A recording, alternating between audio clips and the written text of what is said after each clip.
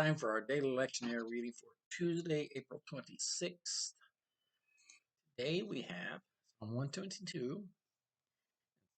Day 2, we'll read the message version. Esther 8, 1 to 17, and then Revelation 2, 8 to 11. Psalm 122 out of the message.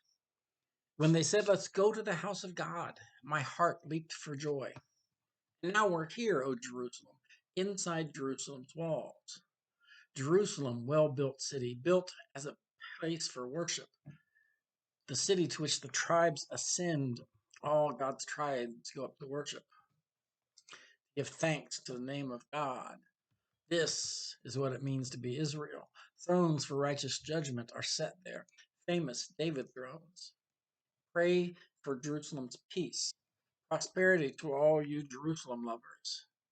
Friendly insiders, get along. Hostile outsiders, keep your distance. For the sake of my family and friends, I say it again, live in peace. For the sake of the house of our God, I'll do my very best for you. And our God, the second God is all caps, so that would be a case of translating Adonai or Lord, which is used in place of Yahweh, the name of God. All right, Esther 8. On that day, King Ahasuerus gave to Queen Esther the house of Haman, the enemy of the Jews, and Mordecai came before the king, for Esther had told what he was to her. Then the king took off his signet ring, which she had taken from Haman, and he gave it to Mordecai. So Esther set Mordecai over the house of Haman. Then Esther spoke again to the king. She fell at his feet, weeping and pleading with him to avert the evil design of Haman the Agagite, the plot he had devised against the Jews. The king held out the golden scepter to Esther, and Esther rose and stood before the king. She said, "If it pleases the king, and if I have won his favor, and if the thing seems right before the king, and I have his approval, let an order be written to revoke the letters devised by Haman, son of Hammedatha the Agagite, which he wrote giving orders to destroy the Jews who are in all the provinces of the king. For how can I bear to see the calamity that is coming on my people? Or how can I bear to see the destruction of my kindred?" Then King Ahasuerus said to Queen Esther and to the Jew Mordecai, "See, I have given Esther the house of Haman, and they have hanged him on the gallows because he plotted to lay hands on the Jews. You may write as you please with regard to the Jews in the name of the king and seal it with the king's ring. For an edict written in the name of the king and sealed with the king's ring cannot be revoked." The king's secretaries were summoned at that time, in the third month, which is in the month of Sivan, on the 23rd day. And an edict was written, according to all that Mordecai commanded, to the Jews and to the satraps and the governors and the officials of the provinces from India to Ethiopia, 127 provinces, every province in its own script, and to every people in its own language, and also to the Jews in their script and their language. He wrote letters in the name of King Ahasuerus, sealed them with the king's ring, and sent them out by mounted couriers riding on fast steeds bred from the royal herd.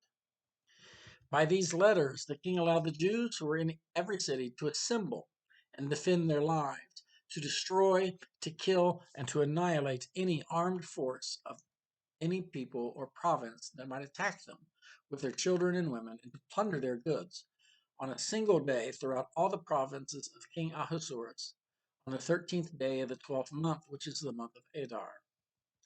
A copy of the writ was to be issued as a decree in every province and published to all peoples, and the Jews were to be ready on that day to take revenge on their enemies.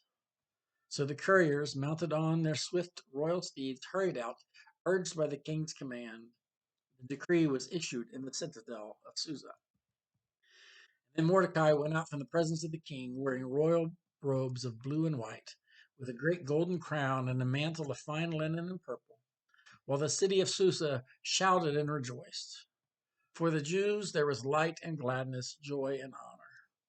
In every province and in every city, wherever the king's command and his edict came, there was gladness and joy among the Jews, a festival and a holiday. Furthermore, many of the peoples of the country professed to be Jews because the fear of the Jews had fallen upon them. All right, Revelation 2, 8 to 11, the message to Smyrna. And to the angel of the church in Smyrna write, these are the words of the first and the last, who is dead and come to life. I know your affliction and your poverty, even though you are rich. I know the slander on the part of those who say they are Jews and are not, but are a synagogue of Satan. Do not fear what you are about to suffer. Beware, the devil is about to throw some of you into prison so that you may be tested. And for 10 days you will have affliction. Be faithful unto death, and I will give you the crown of life. Let anyone who has an ear listen to what the Spirit is saying to the churches. Whoever conquers will not be harmed by the second death.